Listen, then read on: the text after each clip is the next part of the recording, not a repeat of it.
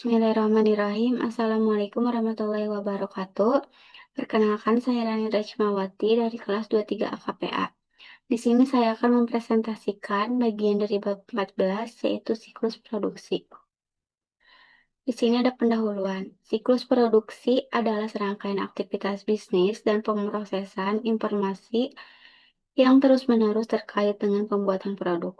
Siklus ini terhubung dengan subsistem lain dalam sistem informasi perusahaan seperti sistem pendapatan, pengeluaran, tenaga kerja, dan akuntansi biaya.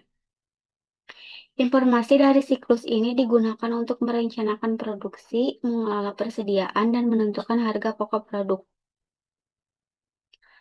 Sistem informasi siklus produksi bertugas mengelola semua aktivitas informasi yang berkaitan dengan pembuatan produk, mulai dari perencanaan hingga pelaporan biaya. Sistem ini terhubung dengan berbagai departemen seperti penjualan, teknik, gudang, produksi, dan akuntansi biaya. Semua informasi dikumpulkan dan disimpan dalam sistem terintegrasi seperti Enterprise Resource Planning, yang memungkinkan setiap bagian untuk berbagi data secara real-time. Sistem menyimpan dan mengelola data seperti permintaan penjualan, spesifikasi produk, jadwal produksi, dan laporan biaya. File master seperti Bill of Materials, daftar operasi, dan struktur produk digunakan untuk mendukung seluruh proses. Di sini ada studi kasus Alpha Omega Elektronik. Dalam studi kasus ini diceritakan bahwa perusahaan menghadapi tantangan setelah mengubah strategi bisnis dari produksi biaya rendah menjadi produsen produk dengan kualitas dan fitur unggulan. Otomatisasi diterapkan secara besar-besaran, namun sistem akuntansi biaya yang lama masih berfokus pada tenaga kerja langsung. Akibatnya, biaya overhead yang besar tidak dialokasikan secara akurat, dan informasi penting tentang biaya serta efisiensi produk menjadi tidak tersedia. Hal ini mengganggu pengambilan keputusan manajemen. Untuk mengatasi masalah tersebut, AOE memutuskan untuk memperbarui sistem akuntansi biaya agar sesuai dengan kondisi produksi modern. Di sini ada diagram konteks siklus produksi. Proses dimulai dari manajer penjualan yang mengirimkan permintaan produk berdasarkan kebutuhan pelanggan. Informasi ini diteruskan ke bagian perencanaan produksi untuk disusun menjadi jadwal produksi, dengan mempertimbangkan spesifikasi dari tim teknik. Selanjutnya, jadwal tersebut dikirim ke bagian operasi produksi untuk dilaksanakan. Bahan baku digunakan sesuai permintaan, dan proses produksi menghasilkan data tentang penggunaan bahan, tenaga kerja, dan hasil produksi. Data tersebut kemudian diteruskan ke Departemen Akuntansi Biaya. Di sini, seluruh komponen biaya dihitung untuk menentukan harga pokok produksi dan menyusun laporan biaya sebagai dasar pengambilan keputusan.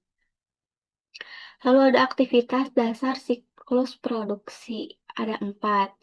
Yang pertama yaitu desain produk, yaitu proses merancang spesifikasi teknik produk yang akan dibuat. Informasi dari tahap ini menjadi dasar dalam merencanakan kegiatan produksi. Yang kedua ada perencanaan dan penjadwalan produksi, yaitu kegiatan menyusun jadwal produksi berdasarkan permintaan dan spesifikasi produk, termasuk kebutuhan bahan baku dan tenaga kerja. Yang ketiga ada operasi produksi, yaitu pelaksanaan proses produksi sesuai jadwal yang telah ditentukan. Di tahap ini, bahan baku diolah menjadi barang jadi. Yang keempat ada akuntansi biaya, yaitu proses pencatatan dan penghitungan semua biaya produksi, termasuk biaya bahan, tenaga kerja langsung, dan overhead pabrik. Hasil dari perhitungan ini digunakan untuk menyusun laporan harga pokok produksi yang akan mendukung keputusan material dan keuangan. Di sini ada ancaman dan pengendalian. Pada semua aktivitas, ancaman utamanya adalah data induk yang tidak akurat. Data induk seperti spesifikasi produk, daftar bahan baku, dan struktur operasi menjadi dasar dari seluruh proses produksi. Jika data ini salah satu tidak diperbarui, maka akan berdampak langsung pada jadwal produksi, penggunaan bahan, pencatatan biaya, bahkan kualitas produk. Jadi untuk mencegah hal ini, perusahaan harus menerapkan validasi data saat input dilakukan, serta pembatasan akses terhadap data tersebut agar hanya orang yang berwenang yang dapat mengubahnya. Di sini ada ancaman dan pengendalian 4 aspek. Yang pertama, desain produk. Ancamannya yaitu desain yang buruk yang bisa menyebabkan produk sulit dibuat, menggunakan bahan yang mahal, atau tidak memenuhi kebutuhan pelanggan. Akibatnya, biaya produksi bisa meningkat dan kualitas produk menurun. Pengendaliannya yaitu untuk menghindarinya perlu dilakukan analisis biaya terhadap setiap alternatif desain, sehingga tim teknik dapat memilih desain yang paling efisien dan ekonomis sebelum diproduksi secara massal. Yang kedua ada perencanaan produksi. Ancamannya yaitu jadwal yang tidak efisien, seperti penjadwalan yang terlalu padat sehingga melebihi kapasitas mesin, atau sebaliknya terlalu longgar sehingga menyebabkan pemborosan sumber daya. Hal ini bisa mengakibatkan keterlambatan pengiriman atau kenaikan biaya. Pengendaliannya yaitu dilakukan melalui tinjauan berkala terhadap jadwal produksi, serta penyesuaian jika terjadi perubahan permintaan atau kendala kapasitas. Selanjutnya yang ketiga ada operasi produksi. Ancamannya yaitu kehilangan atau kerusakan persediaan, baik karena pencurian, kesalahan penanganan, maupun bencana. Kehilangan ini berdampak pada kelangsungan proses produksi dan biaya. Pengendaliannya dilakukan dengan pemantauan fisik secara rutin seperti stok opname dan penggunaan sistem backup data untuk menghindari kehilangan informasi penting akibat kerusakan sistem. Yang terakhir, ada akuntansi biaya. Ancamannya yaitu alokasi biaya yang salah, khususnya untuk overhead pabrik. Kesalahan ini menyebabkan harga pokok produksi menjadi tidak akurat, yang berdampak pada laporan keuangan dan pengambilan keputusan.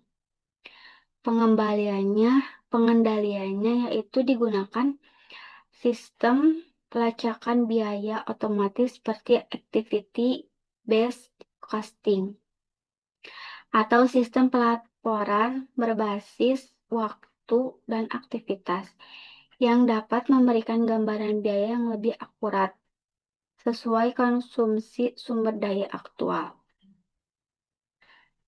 Sekian presentasi dari saya, selanjutnya akan disampaikan oleh rekan saya,